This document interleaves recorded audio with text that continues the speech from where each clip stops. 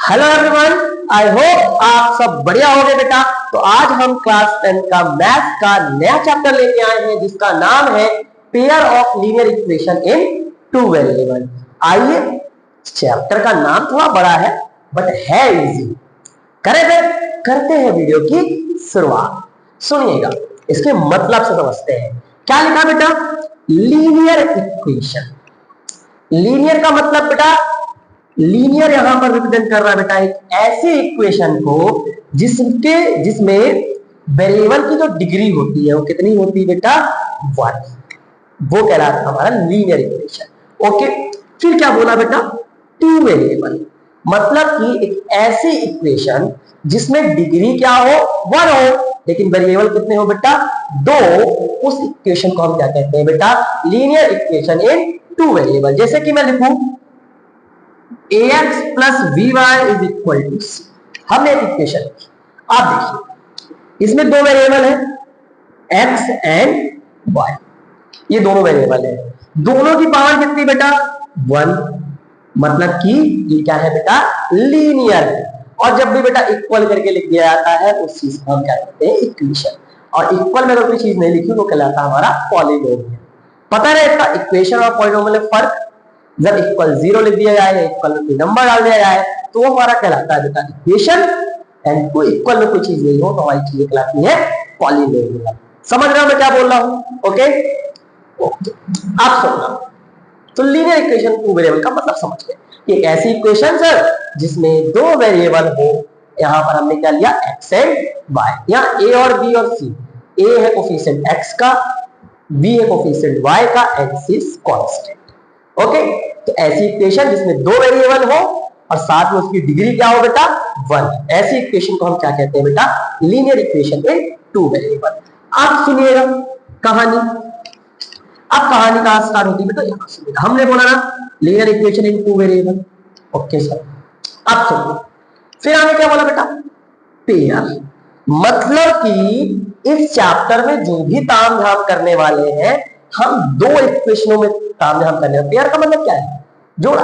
जोड़ा कितने का होता है? 2 का। यानी हम पहले को मान लेते हैं बेटा 1, इसी की तरह दूसरी इक्वेशन मान लेते हैं 1 1 एंड 1। ये हमारी पहली इक्वेशन। एंड सेकेंड क्या है?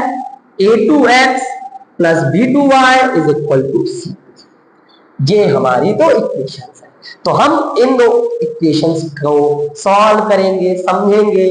तो कुल मिलाकर इस चैप्टर में हमको दो इक्वेशन लेनी है जो कैसी हो? लीनियर हो और उसमें दो वेरिएबल हो। इन्हीं का ताम झाम पढ़ना है।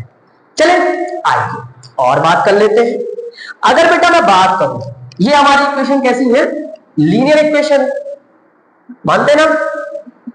और हमने बताया था आपको कि लीनियर इक्वेशन का जो ग्राफ बनता है बेटा, लाइंस बनती हैं, वो कैसी लाइन होती है बेटा? स्ट्रेट लाइन होती है। कैसी होती है? Straight line. याद रखोगे, जो हमारा लीनियर इक्वेशन होती है बेटा उनका जो ग्राफ बनता है वो हमेशा कैसा बनता है? Straight line. या कहो जो लाइन होती है वो स्ट्रेट होती है। क्लियर है इतना? अब सुनिएगा क्या क्या पॉसिबल रिजल्ट है कि ये मान लेते हैं इसकी जो लाइन बनी हो L1 है, इसकी जो लाइन है L2। अब इन दोनों के क्या पॉसिबल रिजल्ट है? सोचिए, सोचो क्या पॉसिबल रिजल्ट है। अब सुनिए, पॉसिबिलिटी बताता हूं, ठीक है? हो सकता है कि ये एक लाइन L1 है और एक ये लाइन L2 है। ये क्या कर जाए बेटा? इंटरसेक्ट कर जाए। इंटरसेक्टिंग लाइन पॉसिबिलिटी है ना? अरे सॉरी, इंटरसेक्टिंग की स्पेलिंग गलत लिख दिया। Intersecting line. ओके ओके, पहली पॉसिबिलिटी ये है ना? कोई मिल गया, मेरा दिल गया, है ना? एक बार मिलती बेटा जीवन में, है ना? क्या खूबसूरत रिश्ता है ना? दो चाहने वाले सिर्फ जीवन में एक बार मिलते हैं। ऐसी लाइन को हम क्या कहते हैं बेटा? Intersecting line. ओके, तो सुनो, इस केस में क्या पॉसिबल रिजल्ट है? आपको पता है कि ये लाइन जितने बार इंटरसेक्ट करेगी, क्रॉस करेगी, उतने सॉल्यूशन होंगे, आंसर आएंगे। तो जब ये दोनों लाइंस इंटरसेक्टिंग लाइंस का फॉर्मेशन करती है, मतलब एक बार इंटरसेक्ट करती है बेटा, मतलब हमको यहां पर कितने सॉल्यूशन मिलने वाले हैं? 1 सॉल्यूशन। और टेक्निकल लैंग्वेज में इसको हम कहते हैं यूनिक सॉल्यूशन। याद रखोगे बेटा मैं क्या बोल रहा हूं? कि इसकी हम पॉसिबिलिटी देखें, स्ट्रेट लाइन, दो स्ट्रेट लाइन है, इसका पहला केस है दोनों इंटरसेक्ट कर जाए, ओके, उस केस में हमको एक ही सॉल्यूशन मिलेगा और इस प्यारे से केस को हम क्या कहते हैं, किसका केस, यूनिक सॉल्यूशन का केस, ओके ओके।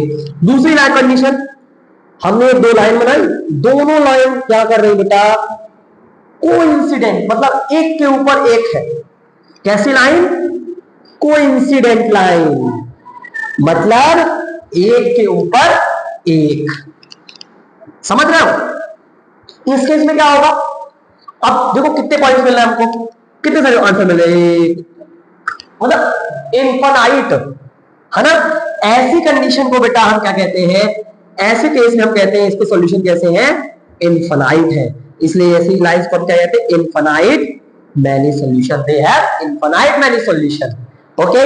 याद रखोगे, इंटरसेक्टिंग के केस में बेटा यूनिक सॉल्यूशन मिलता है, हमको एक आंसर मिलता है, जबकि कोइंसिडेंट लाइन मतलब एक के ऊपर एक का केस जब होता है बेटा, उस केस में हमको इनफाइनाइट सॉल्यूशन मिलते हैं और उस चीज को हम क्या कहते हैं, infinite many solution, okay.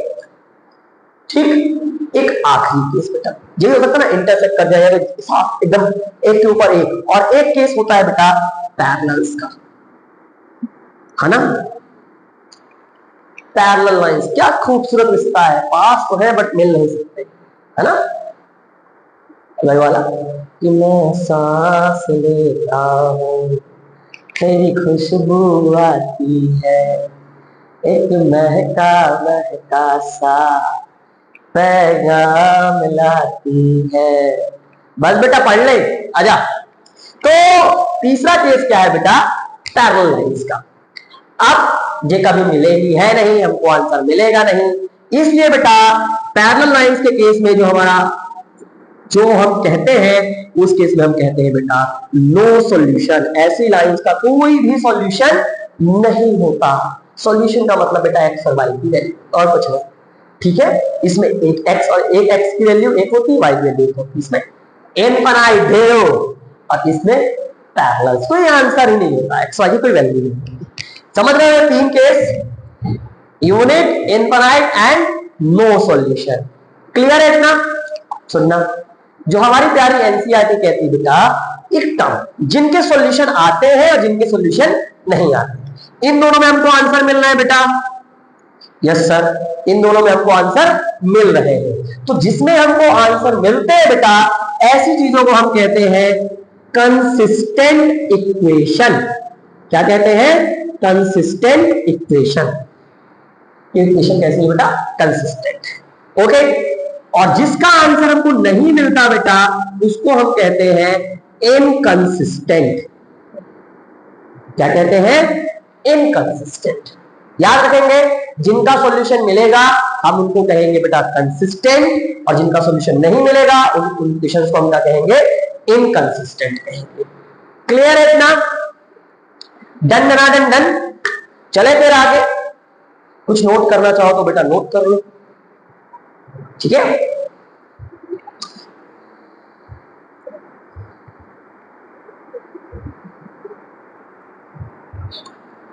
Okay, मिटा रहा हूं, ठीक है, ओके। अब सुनिएगा,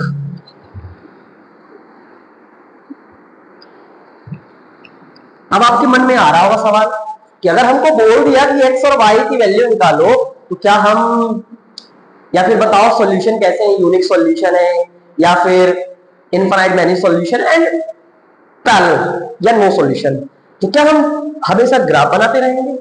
नहीं, चेक करने का कुछ तरीका होता है। सुनिए, मैं आपको बताऊं, हम केस फर्स्ट चल रहे हैं, ठीक, सुनिएगा। ये दो इक्वेशन है, इनके कोफिशिएंट के रेशियो निकालिए। अगर मान लीजिए a1 by a2 मतलब कोफिशिएंट ऑफ x के जो रेशियो निकालेंगे ना, a1 by a2 का जो रेशियो अगर मान लीजिए नॉट इक्वल है b1 by b2 के, इस केस में बेटा हम कहते हैं कि जो इक्वेशंस हैं इसके सॉल्यूशन कैसे हैं, यूनिक सॉल्यूशन है। याद रखेंगे, जब x कोफिशिएंट का रेशियो और y के कोफिशिएंट का रेशियो इक्वल नहीं होता बेटा, उस केस में हम कहते हैं इस इक्वेशंस के सॉल्यूशन कैसे हैं, यूनिक है। याद रखेंगे बेटा, अगर यूनिक सॉल्यूशन है तो इस केस में लाइन कैसी होंगी, इंटरसेक्टिंग लाइन होगी। कैसी होगी बेटा, इंटरसेक्टिंग लाइन होगी। और जो इक्वेशन होगी वो क्या होगी, कंसिस्टेंट। ओके, याद रखोगे। Case 2, case second. ओके, सुनिएगा। अब मान लो कि a1 by a2 is equal to b1 by b2 is equal to c1 by c। मतलब x y के कोफिशिएंट का रेशियो साथ में कांस्टेंट का रेशियो अगर सेम आता है बेटा, हमने a1 बाय a2 निकाला, b1 बाय b2 निकाला और c1 बाय c2 निकाला, हमने देखा कि तीनों की वैल्यू क्या है, इक्वल है। उस केस में बेटा याद रखना, जो हमारी इक्वेशंस होती हैं उनके सॉल्यूशन क्या होते हैं, इनफाइनाइट मैनी सॉल्यूशन। याद रखेंगे।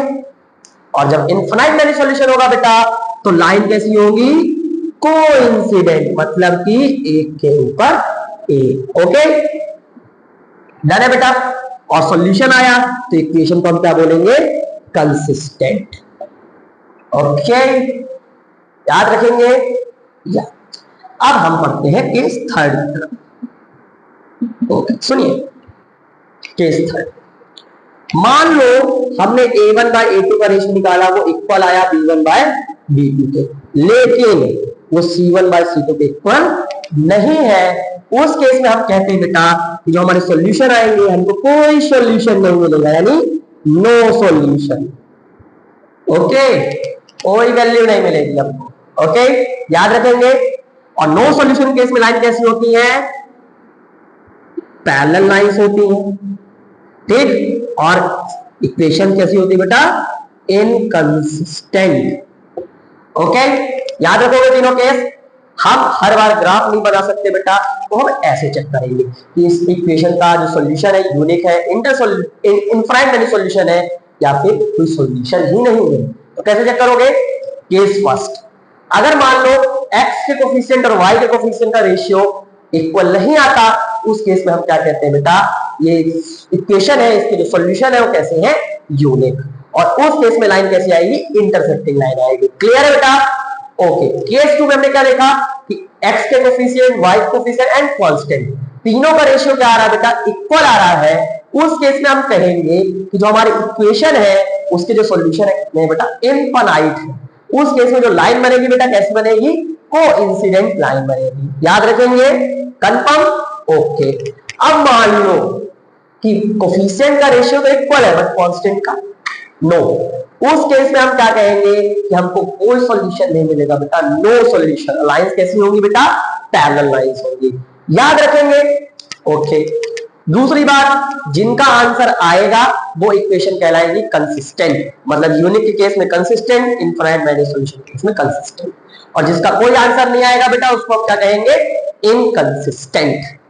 Okay, done. याद रखेंगे। आप सुनिए, इस चैप्टर में बेटा हमको इन वेरिएबल्स की वैल्यू फाइंड करनी है ना, सॉल्यूशन आंसर निकालने होंगे एक्स और वाई की वैल्यू। तो इस चैप्टर में हम मेनली बेटा 3 मेथड पढ़ेंगे। पहली graphical method, second one is substitution method,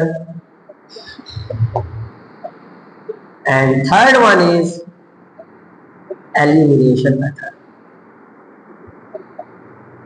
एक और भी बेटा है ना, क्रॉस मल्टीप्लिकेशन, जो हमारे सिलेबस से हट चुकी है। हमको ये 3 मेथड सीखनी है, ग्राफिकल मेथड, सब्स्टिट्यूशन मेथड और एलिमिनेशन मेथड। इन तीनों मेथड की हेल्प से हम एक्स और वाई की वैल्यू इस चैप्टर में फाइंड आउट करेंगे। ठीक है, ग्राफिकल मेथड का बेटा जो क्वेश्चंस मिलेंगे आपको मिलेंगे एक्सरसाइज 3.1 में, न्यू एनसीईआरटी का बता रहा हूं, इस पे 3.2 पे, और ये बढ़ेगा हमारा 3.3। क्लियर, इतना डन बेटा। क्लियर है ना, किस केस में लीनियर इक्वेशन इन 2 वेरिएबल का मतलब क्या होता है, ऐसी इक्वेशन जिसमें डिग्री तो 1 हो लेकिन कितने वेरिएबल, 2 वेरिएबल। ठीक है, हमको पेयर पढ़ने हैं जिनके आंसर्स भी आएंगे, लाइन बनेगी, intersecting, coincident and parallel lines. Okay done. अब बेटा नेक्स्ट लेक्चर से इनको वन बाय वन कंटिन्यू करेंगे। सबसे पहले हम सीखेंगे बेटा ग्राफिकल मेथड यानी एक्सरसाइज 3.1 करेंगे। क्लियर है? आई होप आपको आज का लेक्चर पसंद आया होगा बेटा। फिर मिलते हैं हम नेक्स्ट लेक्चर पे।